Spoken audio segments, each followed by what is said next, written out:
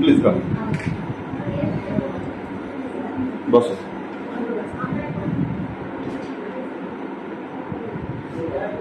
মৌসুমী শব্দের অর্থ কি? মৌসুমী শব্দের অর্থ স্যার ঋতু বা মৌসুমী। এটা কোন কোথায় থেকে এসেছে? এটা আরবি শব্দ মৌসুম থেকে এসেছে। মৌসুম না মৌসুম? মৌসুম। মৌসুম আর অর্থ হচ্ছে মৌসুমী বা ঋতু। ওটা মৌসুমী হলো, কিন্তু মৌসুম না মৌসুম? আরবি শব্দটা আরবি শব্দ মৌসুম থেকে এসেছে। মৌসুম। মৌসুম শব্দের অর্থ কি? মৌসুম শব্দের অর্থ হচ্ছে ঋতু। ঋতু। বাংলা নিয়ে পড়াশোনা করেছেন? মাস্টার্স আছে? কত সালে মাস্টার্স কমপ্লিট করেছেন? আমি 2015 সালে বর্ধমান ইউনিভার্সিটি আমলা থেকে মাস্টার কমপ্লিট করেছি। ডিএলএড কোন সাল? স্যার আমি বিএড করেছি 2016-18 সেশনে। ডিএলএড বা বিএড কেন করা হয়? স্যার বিএড বা ডিএলএড করা হয় যাতে শিক্ষার্থীদের আমরা বিজ্ঞানসম্মত উপায়ে পাঠদান করাতে পারি। ওটা কি ট্রেনিং না কোনো একটা রেগুলার কোর্স?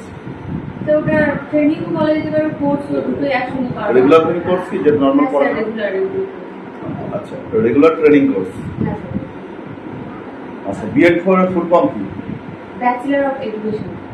আচ্ছা, বিএড আমরা ডিএলএড, বিএড আর এমএড এই তিনটে পড়াশোনা করি, ট্রেনিং করি।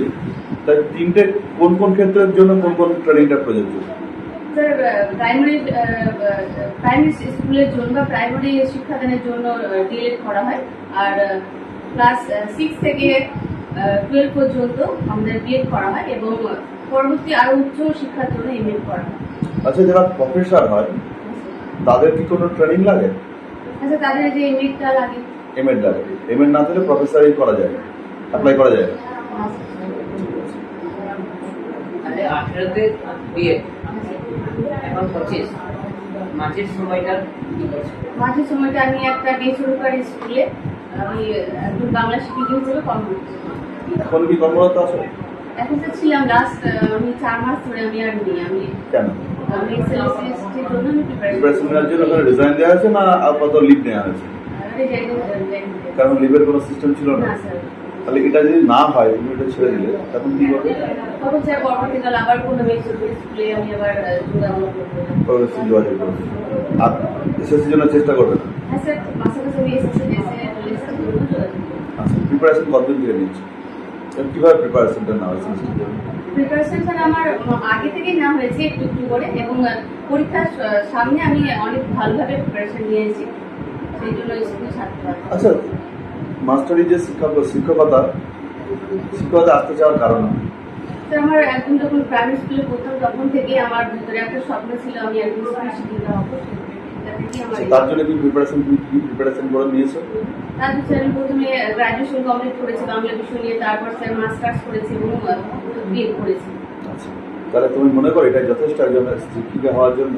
না স্যার, এটা অবশ্যই যথেষ্ট নয়, কারণ আমাকে একজন শিক্ষিত হওয়ার জন্য রেগুলার বা নিয়মিত আমাকে পড়াশোনা চালিয়ে যেতে হবে, নিজেকে আরো বেশি উন্নত করতে হবে। সেটাই করো? সেটা হ্যাঁ স্যার। তোমার দুটো ভালো গুণ বলো। আমার স্যার ভালো গুণ, আমি অত্যন্ত পরিশ্রমী আর ধৈর্যশীল, আর আমি পড়াতে খুব ভালোবাসি। পড়াতে ভালোবাসি? কি পড়ার আছে? স্যার আমি সমাজ পড়াতে। সমাজ পড়া?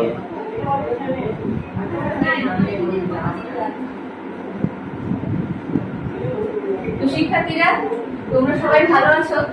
আজকে আমরা একটা নতুন বিষয় নিয়ে তোমাদের সঙ্গে আলোচনা করবো। আশা করছি তোমাদেরকে খুবই ভালো লাগবে। তো দেখো তো আমরা আজকে কি করবো। তো তোমাদেরকে এই বিষয়টা বোঝানোর জন্য আমি প্রথমে কতগুলো বাক্যাংশ লিখছি। প্রথমে আমি লিখছি মৌ সংগ্রহকারী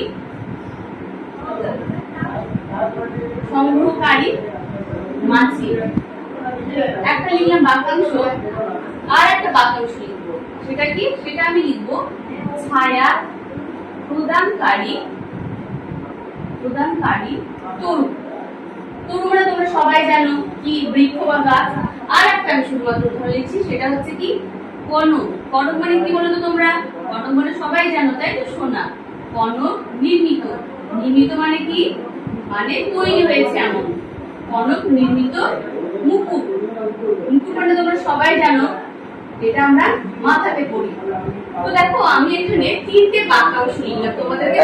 এক মিনিট, কোন ক্লাসের জন্য তুমি পড়াচ্ছ? এটা আমি ক্লাস 9 এ পড়াচ্ছি। তো মৌ মানে তোমরা সবাই জানো যে মধু সংগ্রহ করে, মানে যে সংগ্রহ করে। মাছি মানে তোমরা সবাই জানো একটা পতঙ্গের নাম। তাহলে যে মাছি মৌ সংগ্রহ করে, মধু সংগ্রহ করে, তাকে আমরা কি বলি বলতো? হ্যাঁ তোমরা সবাই জানো, আমরা কি বলি তাকে? তাকে আমরা বলি মৌমাছি। Very good.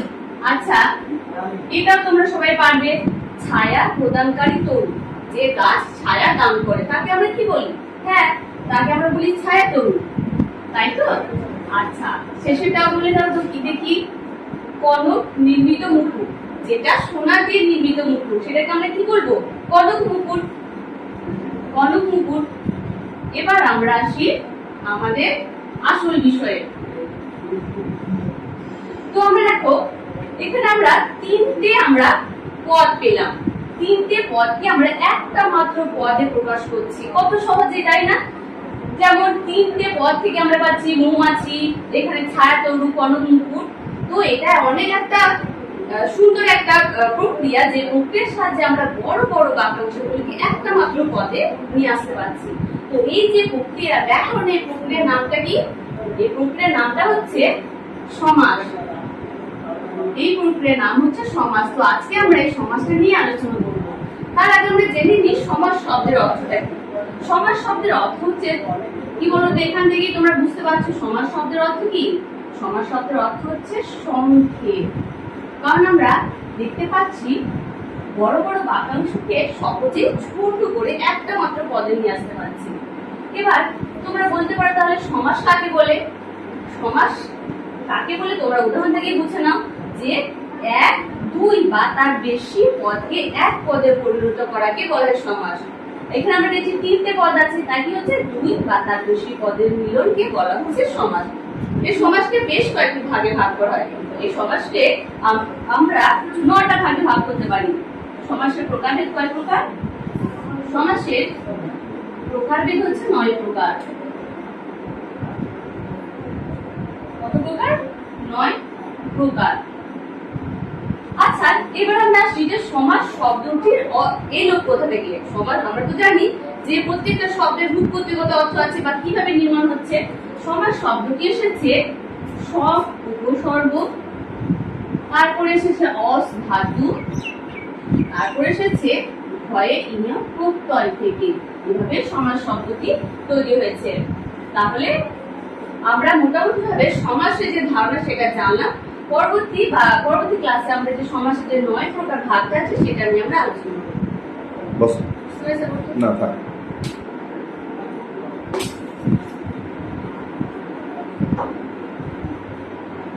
তুমি বললে অনেকগুলো শব্দকে যখন সংক্ষেপে আমরা প্রকাশ করি তখন তাকে সমাস বলি, কিন্তু তাকে তো এক কথায় প্রকাশ হতে বলি। হ্যাঁ স্যার, এক কথায় প্রকাশ করতে পারি, কিন্তু এখানে অর্থ সম্বন্ধে যুক্ত হয়ে আছে বলে। তাহলে মৌ সংগ্রহকারী মাছি, মৌমাছি, এটা সমাস হতে পারে, এক কথায় প্রকাশ হতে পারে। তাহলে মৌ সংগ্রহকারী মাছি কেন এটা এক কথায় প্রকাশ বলছি, কোন জায়গাটাকে আর কোন জায়গাটাকে আমরা সমাস বলছি সেটা দিয়ে একটু যেমন বোঝাবো। ওখানে ওই একটা শব্দকে যে এটা কেন সমাস বলবো বা এটাকে কেন এক কথায় প্রকাশ করবো, আচ্ছা ওই একটা শব্দকে বাকি মুছে দিতে পারবো। আমরা সমাসে কি এক কথায় প্রকাশের সমাস অনেকে এক হলেও এখানে কি থাকে? 2টো পদের প্রাধান্য থাকে সমাসে। সমাসের পূর্বপদ এবং পরপদ, এই 2টো পদের প্রাধান্য পায় এই যে সমস্ত পদটাতে। কিন্তু এক কথায় প্রকাশে সেরকম ভাবে কোনো পূর্বপদ বা পরপদ এসব কিছু থাকে না। ঠিক আছে, থ্যাংক ইউ। পড়াশোনা করা হয় এবং পড়ানো হয়, সে তুমি বললে পড়াশোনা ভালো লাগে, সেটা বুঝলাম। পড়াশোনা ছাড়া আর কি ভালো লাগে? আসলে আমার গল্প উপন্যাস পড়তে ভালো লাগে। গল্প উপন্যাস করতে ভালো লাগে। লাস্ট কোন উপন্যাস পড়েছো? লাস্ট স্যার রবীন্দ্রনাথ ঠাকুরের শেষের কবিতা পড়া হয়েছে। শেষের কবিতা। এই শেষের কবিতাটা উপন্যাস কেন? এটাকে স্যার কাব্য উপন্যাস বলা হয়। আর এটার মধ্যে কাব্য এবং উপন্যাস দুটোরই সংমিশ্রণ করা আছে। তাহলে নামে কেন শেষের কবিতার কথা বলে?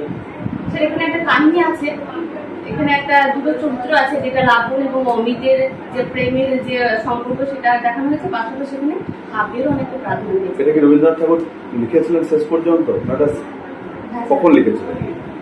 এটা রচনা স্যার রবীন্দ্র ঠাকুরের সালটা আমি স্যার এটা রবীন্দ্র ঠাকুর প্রকাশ কি রবীন্দ্র ঠাকুর নিজে করে গেছিলেন? হ্যাঁ স্যার। তো রবীন্দ্রনাথ ঠাকুরের লেখা শেষ উপন্যাস কোনটি? মৃত্যুর আগে যে উপন্যাস তিনি লিখেছিলেন, যেটা তিনি প্রকাশ করতে পারেন, প্রকাশ পরে হয়েছিল।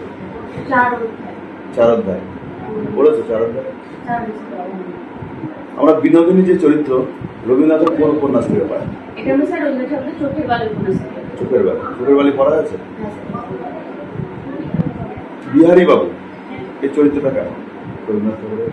বিহারী বাবু চরিত্রটা একটা পার্শ্ব চরিত্র বলা যেতে পারে, যার সঙ্গে বিনোদিনীর প্রথমে বিবাহের সম্পর্ক হয়েছিল এবং পরবর্তীকালে সেটা হয়ে ওঠেনি। ঠিক আছে, ঠিক আছে।